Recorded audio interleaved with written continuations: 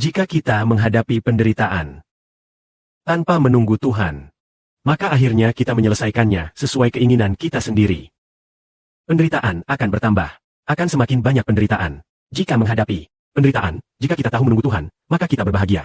Mari kita baca sedikit. Tuhan berkata begini, kalian diselamatkan melalui pertobatan dan istirahat. Kekuatan kalian berasal dari ketenangan dan kepercayaan. Tetapi kalian ternyata tidak mau. Kalian berkata tidak. Kita harus menunggang kuda dan berlari.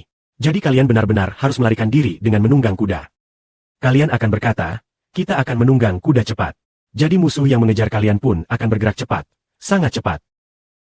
Hanya satu musuh saja dapat mengancam kalian. 1000 orang.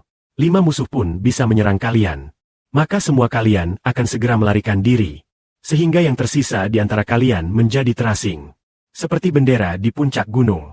Seperti bendera pada panji pimpinan. Oleh karena itu, Tuhan pasti akan menunggu. Dan mengasihi kalian. Dia pasti akan bangkit. Untuk menyayangi kalian. Karena Tuhan adalah Allah yang adil. Berbahagialah mereka yang menunggunya. Jika seseorang mengerti bahwa Allah itu patut ditunggu. Tetapi dia berkata tidak. Kita mau beberapa kuda.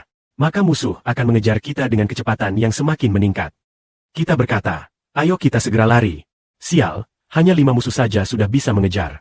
1000 orang, ya, orang Israel. 1 musuh saja bisa mengusir 1000 orang dari kita.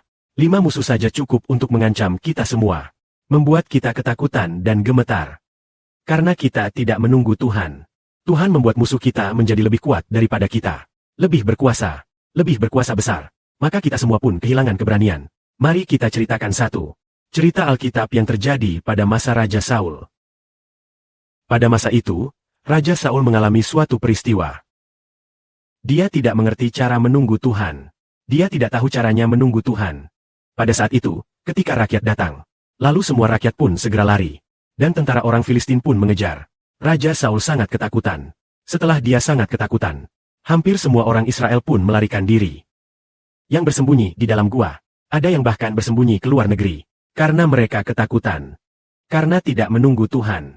Maka, mari kita angkat satu contoh lagi, yaitu, dulu kita kenal seorang saudara dari kalangan orang Ibrani, yang bernama Saudara Batu.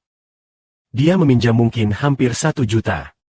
Mungkin sekitar 7 atau 800 ribu. Kemudian, Saudara Ibrani berkata, saudara, kamu harus menunggu Tuhan, dan bersandar pada Tuhan. Tetapi dia berkata tidak, aku mendapatkan begitu banyak uang, aku akan bekerja keras, terus bekerja. Bagaimana mungkin menunggu Tuhan? Kapan dia pernah membantu aku? Aku tidak akan menunggu lagi, aku akan terus bekerja. Baiklah. Semakin ia bekerja, hutangnya yang awalnya mungkin 4 atau 500 ribu. Sekarang bisa jadi sudah mencapai 8 atau 900 ribu. Kenapa bisa begitu? Karena dia tidak menunggu Tuhan. Dia kembali bekerja keras. Sedangkan aku mau naik kuda cepat. Tak disangka, musuh bangkit lebih cepat. Aku akan bekerja keras untuk melunasi hutang. Tak disangka, hutangnya malah bertambah. Saudaraku, apakah kalian percaya hal ini? Itu benar. Namun, saudara Ibrani itu juga berhutang lebih banyak daripada saudara Batu. Dengan hutang lebih dari 1 juta. Aduh, Sheber tahu bahwa tidak perlu pergi kerja demi membayar hutang. Lakukan sendiri. Saat menunggu Tuhan, apa yang harus kita lakukan? Serahkanlah segala hal kepada Bapa di surga. Meskipun saat itu ada belasan orang kreditor. Telepon terus-menerus masuk. Telepon terus-menerus. Atau bank pun menelpon untuk menagih. Mengatakan bahwa kamu harus lunasi hutang. Bayar hutang, ya, bayar hutang. Ketika telepon berbunyi seharian, tekanan pun sangat berat. Saat tekanan begitu besar, apa yang harus dilakukan? Atur ponsel ke mode senyap. Tunggu Tuhan. Ya, tunggu Tuhan. Begitu telepon masuk, Sheber langsung mematikannya. Dia bahkan tidak berani mengaktifkan speaker ponsel. Hanya setel ke mode senyap. Karena telepon yang masuk di mode senyap itu semua adalah telepon penagihan. Entah itu telepon dari bank yang menagih, atau penagihan kartu kredit, atau kreditor yang menagih. Jadi, saat telepon masuk, begitu telepon berbunyi, tekanannya sangat berat. Tekanan itu sampai-sampai membuat keringat menetes. Lalu ia berlutut dan berkata, Bapa di surga, anak ini telah berhutang begitu banyak. Anak ini hanya bisa bersandar pada MU. Hanya mengandalkan MU saja. Setelah itu, ia ditagih hutang selama beberapa tahun. 56 tahun, ya, bahkan setelah 45 tahun. Pada akhirnya, para kreditor itu tidak lagi menagih hutang. Tak satu pun kreditor yang menagih lagi. Dalam 56 tahun, tidak mungkin Sheber menghasilkan 200 ribu per tahun. Memang lebih dari 1 juta rupiah. Namun, para penagih hutang itu pun berhenti menagih. Bahkan bank sekalipun tidak lagi menagih. Apa alasannya? Karena mereka yang menunggu Tuhan adalah orang-orang yang diberkati. Jadi, di antara kita, ada beberapa saudara yang mirip dengan Sheber. Tapi, apakah mereka sudah belajar menunggu Tuhan?